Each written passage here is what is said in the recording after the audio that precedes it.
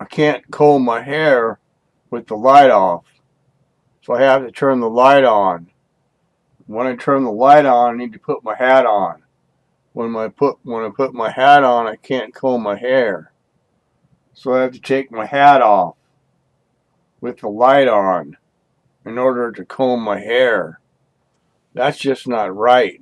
We shouldn't have to do those kind of things. People think I'm crazy for talking like that. People think I'm crazy, period. Why? Because I can't comb my hair with the light off. Till I put my hat on. Then I can comb my hair. That's the deal. Or is the deal really that people think I'm crazy? Because maybe I am crazy. But you know what? It's because of the things that I say that people think I'm crazy, like about my hat and my hair and the light. And about other things like when I have visions. I try to tell people what the visions are. And they just don't get it. It's like, whoa, let me run away from this dude. Like, so these Mormons come to the door and want to give me the Book of Mormon and pray about it and read it because they're the true church. That was their basic message they kept drilling on me. Maybe they're right, but they don't hear. They can only talk. And when I ask them to hear me, it just like bounces off of them or something, and they basically end up running away from me. Because of the things I'm telling them and think I'm crazy. And it wasn't about my hat or my hair or even my light. It was mostly about those visions. You know what, though? They don't totally trust in the Bible. You can totally trust in David. You know, David's a guy who you read his word and, he likes to dance a lot and he prays to God and excuse me, asks for forgiveness all the time. But David was far from being a perfect man. I mean, he wanted a woman, so he goes out and makes sure that the woman's husband is killed so he could take the man's wife. That's really not a very nice thing to do, but yet we overlook it for some reason. Or maybe Ezekiel. Ezekiel sees wheels within wheels, and he sees these lights and this thing coming down out of the sky, and he sees weird looking entities that he can't hardly describe. But yet we canonize his writings.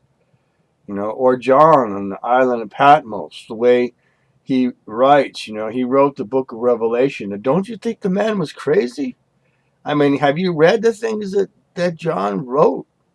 I mean, is it only reason that we believe what John says because some of it is prophetic and some of the prophecies have come true?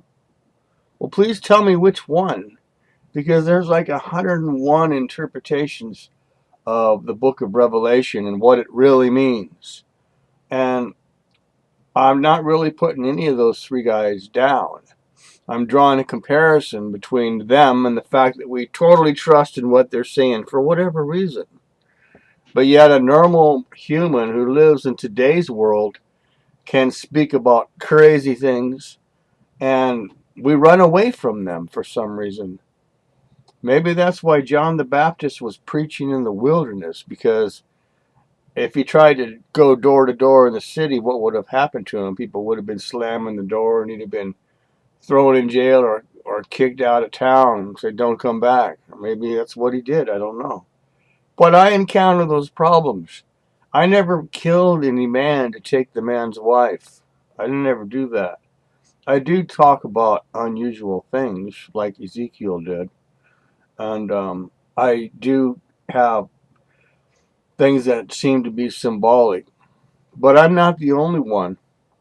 If you're one of those people who has visions or dreams, I want to hear about them uh, because I think they're legitimate. I mean, I started writing down the things that I've seen in vision, and some of them really disturb me. I mean, not like a nightmare, but like it shakes my faith in God initially.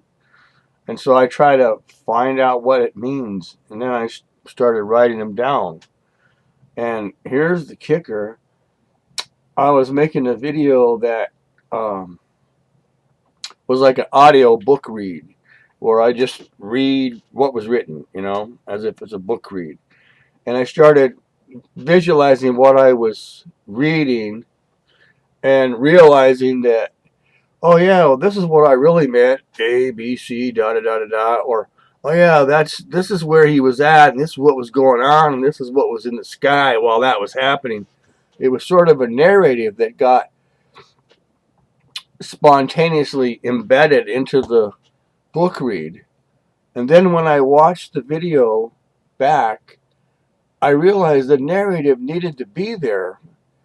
In addition to the writing that I already made, I actually had to insert the narrative for what I was writing, because I couldn't even hardly understand it when I was reading it. I mean, the symbols and things and what they meant, even though I know what they meant, I couldn't understand it from what I was reading about what I said and what I meant.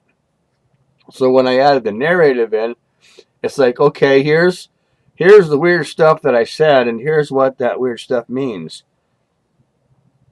And that made me realize, if it's that difficult for me to comprehend my own writing, even with my own narrative, I can't imagine how difficult it must be for someone who didn't experience that dream or that vision to hear me tell them, I had this vision, yada da da da, and they're like, whoosh. And then, okay, well, let me give you the narrative on top of it. So I give them all the narrative, and it still bounces off of them. And it's not because they're not listening, it's because I'm not making any sense to them. So that's my struggle. How the hell can I learn to comb my hair with my hat on and the light off? If I could do those three things, I might be able to convey the messages that I receive.